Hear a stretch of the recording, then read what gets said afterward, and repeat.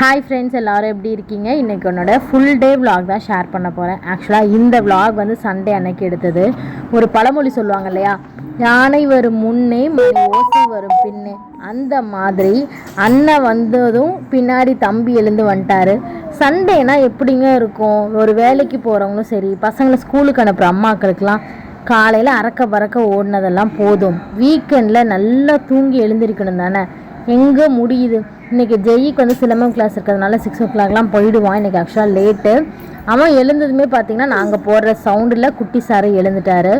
அவர் வந்து பார்த்திங்கன்னா 8 மணிக்கெலாம் ஜெய் வந்து கிளாஸ் முடிச்சுட்டு வந்துடுவான். இன்றைக்கி நிறைய விஷயம் உங்கள்கிட்ட நான் ஷேர் பண்ணுறேன். அதுக்கப்புறம் எங்கே தூங்கலான்னு போனால் கரண்ட்டு போயிடுச்சு. அப்புறம் நானும் நெத்தினும் கொஞ்சம் நேரம் வெளில உட்காந்துருந்தோம்.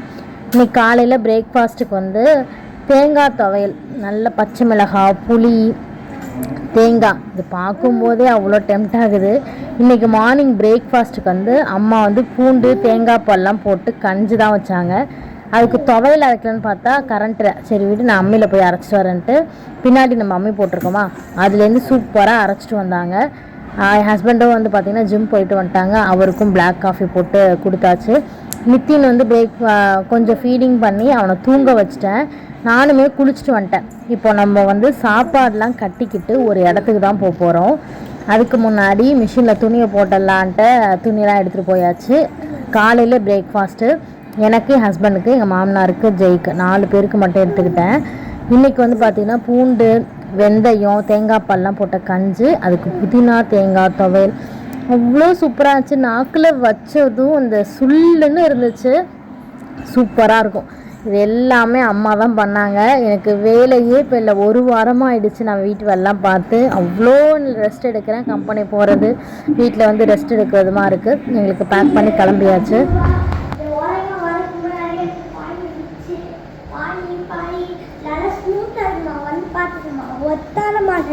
ஒர்த்து இது இல்லைங்க, என்னங்க ஒர்த்து? பிஞ்சு போயிருக்கு. இது ஒர்த்துங்க வெறும் 1000 ரூபாவா? நானே சொன்னேன்ல, உலகம் வரதுக்கு முன்னாடியே எப்படிங்க வந்து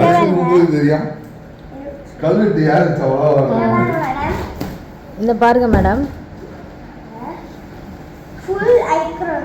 ஃபுல் ஐக்ரோனிக்னா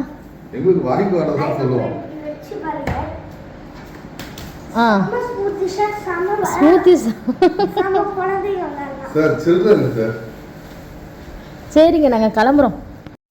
எங்களோட மாமனார் வந்து ஜெய்யை கிளாஸில் ட்ராப் பண்ணிவிட்டு அவங்க அப்படியே 6 o'clockலாம் நம்மளோட இடத்துக்கு போயிட்டாங்க.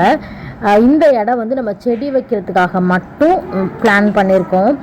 செடி அப்படின்னா நம்ம ஹெர்பல் ஹேர் ஆயில் காய்ச்சிட்ருக்கோம் இல்லையா, அதுக்கு வந்து இந்த கரிசலாங்கண்ணி, கீழா நெல்லி இதெல்லாம் போடலான்னு கொஞ்சம் கொஞ்சமாக பிளான் பண்ணிட்டுருக்கோம். நம்ம சிட்டியில் இருக்கும்போதே எங்கள் மாமனார் என்ன தெரியுமா பண்ணுவாங்க, 2 வாரத்துக்கு ஒரு வாட்டி வந்து இந்த இடத்தெல்லாம் சுத்தம் பண்ணிகிட்டு இருப்பாங்க. அவ்வளோ தூரம் பைக்கில் ட்ராவல் பண்ணி வந்து இப்போது இடத்துக்கு பக்கத்துலேயே நம்ம வீடு வந்துச்சா, சொல்லவே வேணாம், அடிக்கடி வருவாங்க. நம்ம போன வாட்டி பல்லாவர சந்தையிலேருந்து கீரைலாம் வாங்கிட்டு வந்தோம் இல்லையா, கீரை விதை. இப்போ வந்து சிறுகீரையும் தண்டு கீரை விதை போட்டிருந்தாங்க. அது அழகாக முளைச்சி வந்துருந்துச்சு.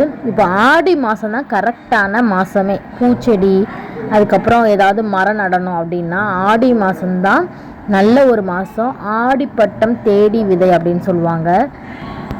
எனக்கு ரொம்ப நாளாக ஆசை, ஒரு சின்னதாக ஒரு ஃபார்ம் ஹவுஸ் மாதிரி கட்டி சுற்றி செடி இருக்கணும்ன்ட்டு.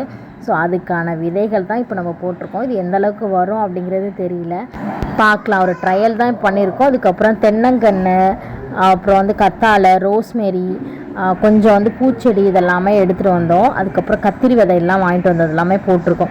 கொஞ்சம் நேரம் செடி குழிலாம் நோண்டிட்டு அப்புறம் பசி வந்துடுச்சு. டைம் வந்து 9 மணி ஆகிடுச்சு. வீட்லேருந்து எடுத்துகிட்டு வந்த சாப்பாடு வந்து எல்லோரும் சேர்ந்து உட்காந்து சாப்பிட்டோம். நாங்கள் அந்த பாய் எடுத்துகிட்டு வந்தது கீழே போட்டு உட்காந்து சாப்பிட்லான்னு தான். ஆக்சுவலாக அதுக்கு முன்னாடியே எங்கள் மாமனார் வந்து ஒரு ஷீட் வச்சுருந்தாங்க. இந்த பாயெல்லாம் வேணாம், அந்த ஷீட்டே போதுமா அப்படின்னு சொல்லிட்டாங்க. இந்த மோர் மிளகாய் எடுத்துகிட்டு வந்தோன்னா அதுக்கும் இந்த பூண்டு கஞ்சிக்கு ஊறுகாய்க்கு சூப்பராக இருந்துச்சு. அப்புறம் என்ன சாப்பிட்டு முடிச்சுட்டு உட்காரலாம், நேரம் இல்லை, வாங்க எழுந்துச்சு வேலையை பார்க்கலான்னு சொல்லிட்டு என் ஹஸ்பண்ட் வந்து களத்தில் இறங்கிட்டாங்க. இந்த மரம் இதெல்லாம் வந்து பார்த்திங்கன்னா நேற்று தான் வாங்கிட்டு வந்தோம். அப்படியே ஃப்ரெஷ்ஷாக இருந்துச்சு. ஜெய் வந்து ஒரு பக்கம் குட்டி கடப்பாறை எடுத்து நோண்டிகிட்டு இருந்தார். இந்த பக்கம் அவங்க அப்பா பெரிய கடப்பாறை வச்சு செடியெலாம் எடுத்துக்கிட்டு இருந்தாங்க. ஃபஸ்ட்டு செடி வைக்க போகிறோம். உடனே எங்கள் மாமனார் வந்து நீ வந்து வைமா அப்படின்னாங்க.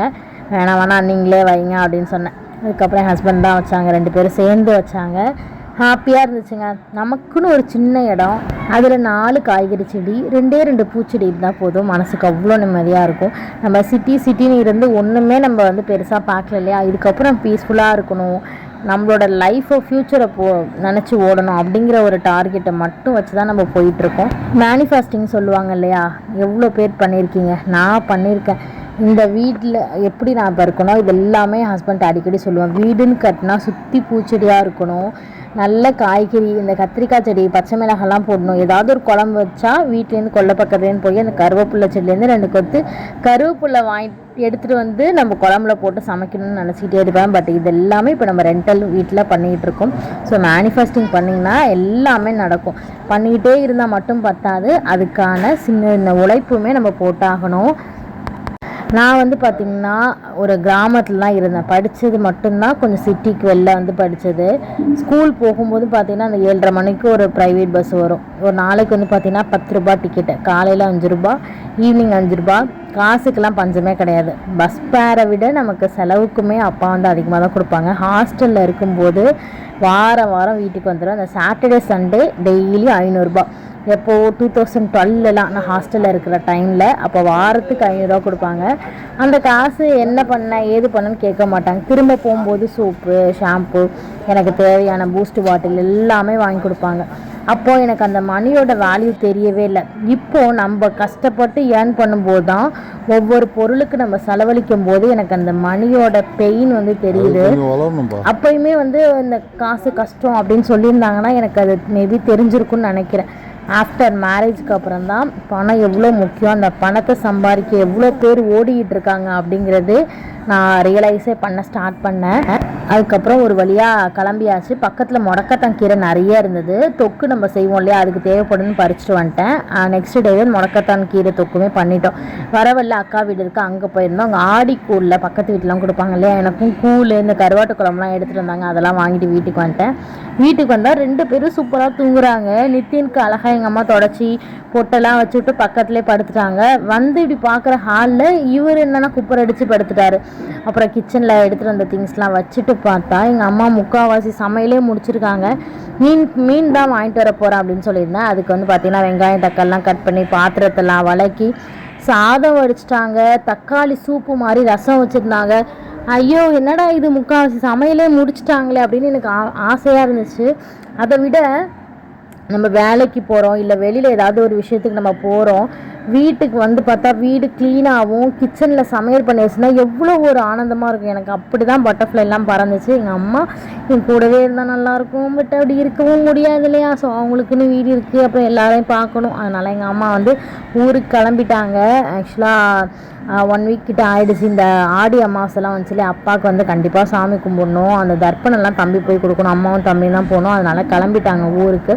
பட் நான் ரொம்ப மிஸ் பண்ணுறேன் எங்கள் வீடு எல்லாமே. நிறைய பேரும் கேட்டீங்க அம்மா வீட்டுக்கே போகிறதில்ல அப்படின்ட்டு.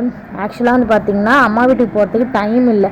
நம்ம புதுசாக ஒரு இடத்துக்கு வந்திருக்கோம். வீடு, ஜெய்யோட ஸ்கூலு, கம்பெனி. ஸோ முக்கியமாக கம்பெனி தான் நம்மளோட ஃபுல் சப்போர்ட்டு. ஸோ அந்த இடத்துக்கு வந்ததுனால நம்மளால் எதுவுமே வேறு பிளான் பண்ண முடியல. இதுவே பிஸியாக போயிட்டுருக்கு. நம்ம எதுக்காக அங்கேருந்து இங்கே வந்தோம் அப்படின்னா, நம்மளோட இடமும் வீடு கட்ட போகிறோம். நாட் நவ், இப்போ கிடையாது, ஆஃப்டர் 2 இயர்ஸ். அந்த டைமில் நம்மளால் எதுவுமே பண்ண முடியாது. அதே மாதிரி இப்போ நம்ம கம்பெனிக்கும் வந்து பெரிய பிளேஸ் தேவைப்பட்டுச்சு. ஸோ அதனால தான் நம்ம அங்கேருந்து ரெண்ட்டு 50,000 60,000லாம் கொடுக்க முடியாது, நம்ம இவ்வளோ தூரம் தள்ளி வந்தது. ஸோ எல்லாத்துக்குமே காரணம் இல்லாமல் காரியங்கள் இல்லைன்னு சொல்லுவாங்க இல்லையா, அதே மாதிரி தான் எல்லாத்தையுமே கடவுள் வந்து ஒவ்வொரு காயாக பார்த்து தான் நவுத்துவார். அதுக்கு தகுந்த மாதிரி நம்மளும் மூவ் ஆயிடணும்.